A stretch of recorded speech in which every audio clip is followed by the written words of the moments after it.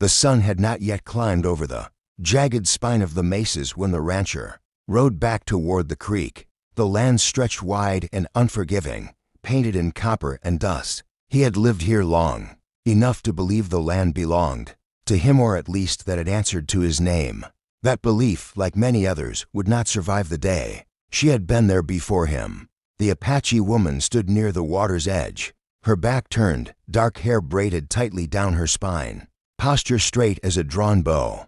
She was not a girl, despite how newcomers spoke of her. She was a woman grown, shaped by seasons of loss and endurance, carrying herself with a quiet authority that unsettled men who mistook silence for weakness. She had come to the creek for the same reason she always did, because it was one of the few places left that felt untouched by fences and claims. The rancher dismounted without thinking, stripping off his dust-soaked shirt and tossing it aside. The heat was already pressing against his skin, and modesty had never been a habit he valued when he was alone. He stepped into the water, cool and sharp, washing sweat and grit from his body, unaware or pretending to be unaware that he was no longer alone. When she turned and saw him, the moment struck like a snapped branch in a quiet forest.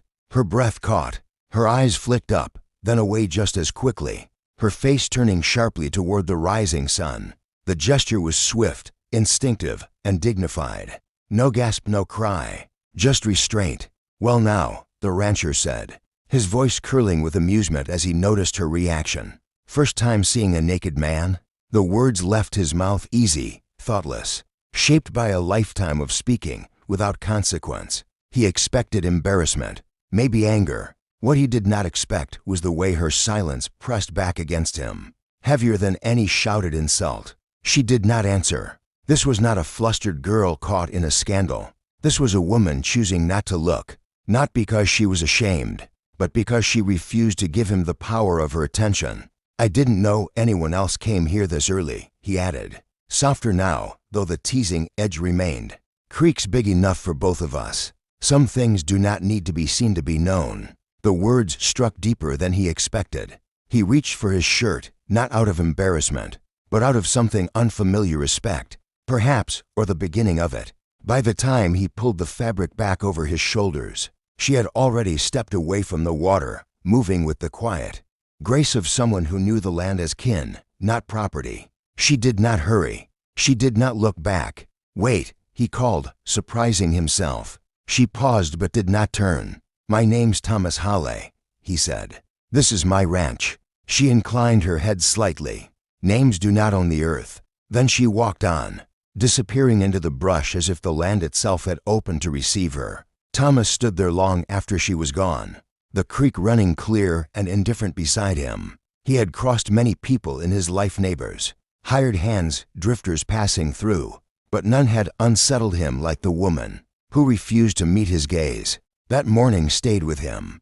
Days passed, and he found himself returning to the creek at odd hours, telling himself it was coincidence, routine, habit. Each time, part of him half expected to see her again. When he finally did, it was not by water but by fire. Smoke rose thin and deliberate near the edge of his grazing land, and against his better judgment, he followed it. This time, when he approached, she looked directly at him. There was no fear in her eyes. "You walk like someone who believes the ground owes him," she said. "And you sit like someone who knows it doesn't," he replied. Before he could stop himself, something like approval flickered across her face. "My name is Ayanna," she said at last. "I belong to no man's story." Thomas nodded slowly. "Maybe that's why I keep thinking about you." The wind shifted, carrying the scent of sage and smoke between them. Neither yet understood how deeply the other would change them. The land remembered everything, even when men tried to forget. Thomas Hawley learned that truth in the weeks that followed, as the presence of Ayanna began to reshape his thoughts in ways the dust and fences never had. He told himself she was just another passing figure, another reminder of a past the territory was trying to bury under deeds and boundary posts. Yet every sunrise pulled his mind back to her calm refusal, to the way she had turned her face away, not in shame, but in strength. It gnawed at him, because for the first time in his life, a woman had not reacted the way he expected.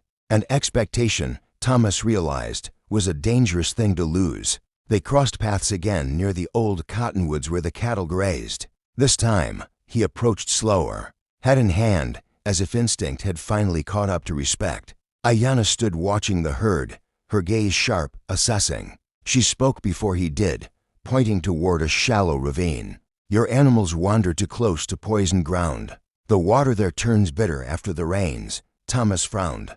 No hired hand had ever warned him of such a thing. He followed her indication later that day and found she was right.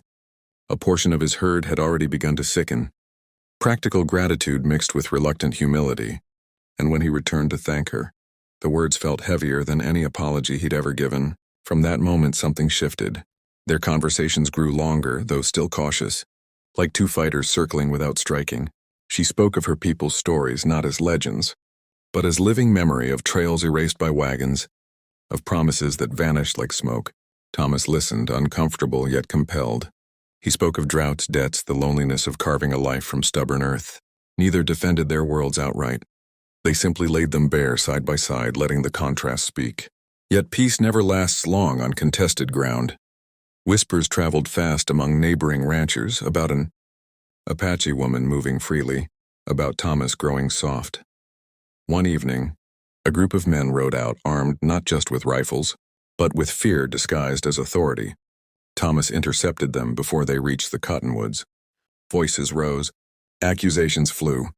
When Ayanna stepped from the trees unafraid, the air went tight with danger. She did not plead. She did not run. She met their hostility with stillness, and that unnerved them more than defiance ever could. Thomas stood between them without thinking. In that moment, he understood something fundamental. Neutrality was a luxury he no longer had. Choosing silence was choosing a side, and he had already crossed the line. The men eventually left, muttering threats, but the cost of the choice lingered heavy in the dusk. Ayanna looked at him then, truly looked at him, as if measuring not his words but his resolve. Every action plants a seed, she said. Not all of them grow into shade. That night, Thomas could not sleep. He realized the teasing man at the creek, the one who thought power lived in mockery, no longer fit the skin he wore. He had been seen through and changed. At dawn, he rode to the boundary posts and pulled down the lowest wire where the creek ran free. It was a small act, symbolic more than sweeping, but it mattered. When Ayanna saw it, she nodded once. Acceptance did not come easily in her world, but neither did it come without meaning. Their bond was never simple, never romantic in the way stories often demand. It was forged from mutual recognition, from hard truths and shared silence. Two adults shaped by different histories choosing respect over fear. The land bore witness as it always had, indifferent yet enduring, waiting to see what kind of future they would carve, not through conquest, but understanding. And if this ending stirred something in you, if you felt the weight of choices, the power of dignity, and the quiet strength of transformation, then subscribe to the channel. Stories like this don't just entertain.